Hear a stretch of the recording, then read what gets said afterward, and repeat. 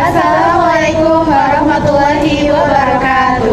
Saya Galuna Fauzia dengan NPM 013. Saya Siti Masada dengan NPM 146. Saya Putri Cantika Ramadhani dengan NPM 014. Saya Tiara Mardika Salsabila dengan NPM 107. Kami dari kelompok 2 Angkatan Pujangga Baru.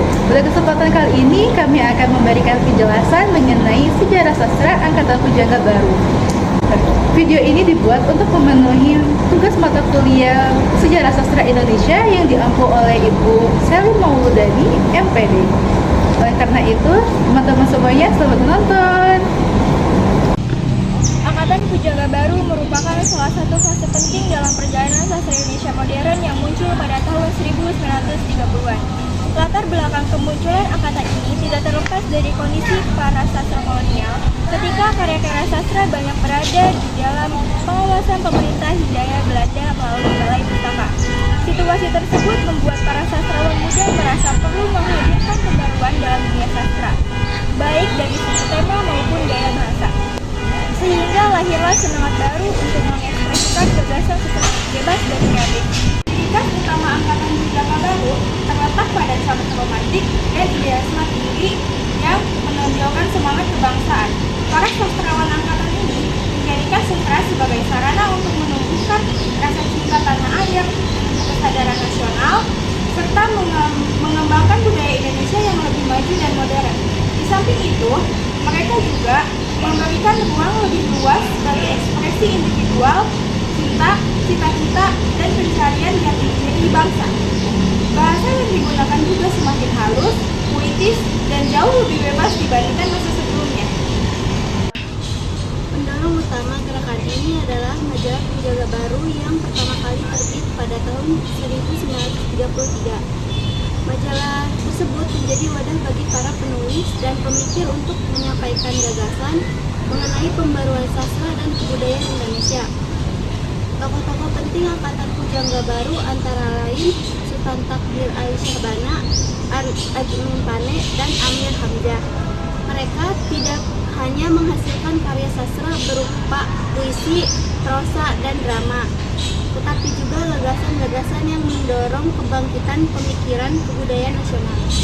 Angkatan Pujangga Baru tidak terlepas dari adanya peristiwa serta pembelajaran pada tanggal 28 Oktober 1922.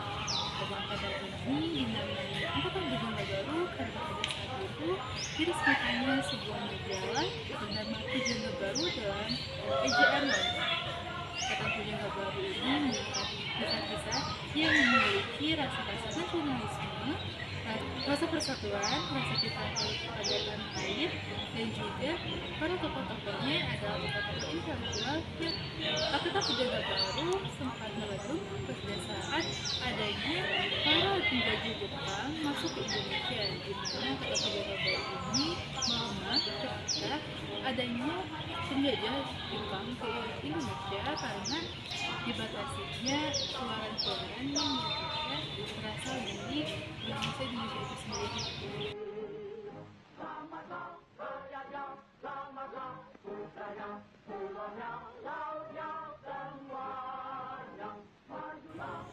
John Albert Tatengkeng atau lebih dikenal dengan J. Tatengkeng adalah seorang penyair pujangga baru yang memiliki ciri unik dalam karya-karyanya.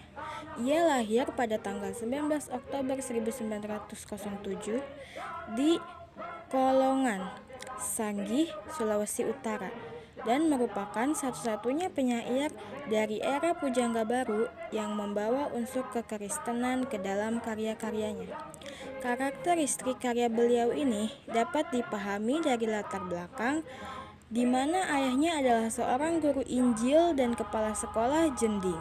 Selain itu, tempat kelahirannya, sebuah pulau kecil di timur laut Sulawesi, dikenal karena mayoritas penduduknya beragama Kristen. Tatengkeng dikenal dengan panggilan Oom Jan oleh orang-orang terdekatnya, yang merupakan panggilan yang umum digunakan di kalangan masyarakat Sulawesi Utara. Karyanya mencerminkan pengaruh latar belakang keagamaan dan kekristenan yang kuat dalam kehidupannya. Ia menciptakan puisi yang memadukan unsur-unsur keagamaan dengan sastra, menciptakan karya-karya yang khas. Tatengkeng meninggal pada 6 Maret 1968 dan dikebumikan di Ujung Padang, Sulawesi Selatan. Warisan karyanya sebagai penyair pujangga baru dengan unsur kekristenan yang khas tetap relevan dan menarik perhatian para pembaca dan peneliti sastra hingga sekarang. Perjalanan J.E. Tatengkeng mulai aktif menulis ketika ia berada di Solo pada tahun 1930-an. Karyanya sering dipublikasikan melalui Surat Kabar, Ridon Dendam, yang juga menjadi tempatnya berkenalan dengan Tengku Amir Hamzah dan kesusastraan Belanda, terutama gerakan Ten Chingers.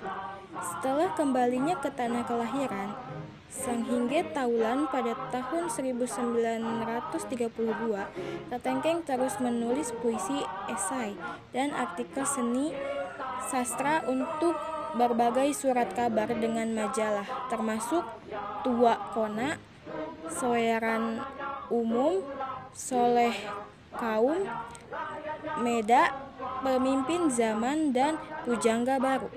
Beliau sempat pindah dan mengajar di Sumbawa. Meski begitu, Tatengkeng tetap produktif dalam menulis dan mengirimkan karyanya ke majalah-majalah sastra melalui pos. Selama masa Perang Kemerdekaan 1945 sampai 1949, ia berkontribusi di majalah Budaya dan Pembangunan. Setelah menetap di Makassar pada tahun 1950, ia melanjutkan penulisan di majalah Zenit, Siasat Indonesia, Konfrontasi, dan Sulawesi. Karya-karya besar Tatengkeng tidak hanya terbatas pada puisi, tetapi juga cukup prosa dan drama. Karyanya telah mempengaruhi dan diakui oleh berbagai kritikus sastra Indonesia terkemuka seperti H.B. Jassin, Ajip Rosidi, dan A. Q. Mereka menganggap Tatengkeng sebagai salah satu tokoh penting dalam angkatan pujangga baru yang setara dengan Sultan Takdir Alijah Sabana, Armiji Pane, Amir Hamzah, dan Asmara Hadi. Puisi-puisi Tatengkeng mencakup beragam bentuk puisi baru, termasuk soneta, distikon, tersina, kuartren, kuin, sektet, septima, dan oktav. Dia juga dikenal karena menciptakan tata wajah puisi yang tidak lazim pada zamannya, seperti dalam puisi lukisan yang menyerupai segitiga atau pohon cemara, serta puisi kuncup dengan baris-baris pendek. Ini merupakan inovasi tipografi yang belum pernah ada sebelum angkatan pujangga baru. Kumpulan puisi karya Tatengkeng yang terkenal adalah Rindu Dendam, yang pertama kali diterbitkan pada tahun 1934 dan dicetak ulang pada tahun 1974, berisi 32 puisi. Selain itu, banyak puisi Tatengkeng juga diterbitkan dalam berbagai majalah antara tahun 1934 hingga 1959. Secara total, Tatengkeng telah menghasilkan 59 puisi selama karir sastranya, dengan 32 puisi terdapat dalam buku Rindu Dendam dan 27 puisi lainnya diedarkan di berbagai majalah selama 25 tahun. Karya dan kontribusi J.E. Tatengkeng dalam dunia sastra Indonesia tetap relevan hingga saat ini, dan sejumlah penelitian dan kritikus sastra terkemuka telah meneliti karyanya secara mendalam. J.E. Tatengkeng adalah sosok yang patut dihormati dalam dunia sastra Indonesia.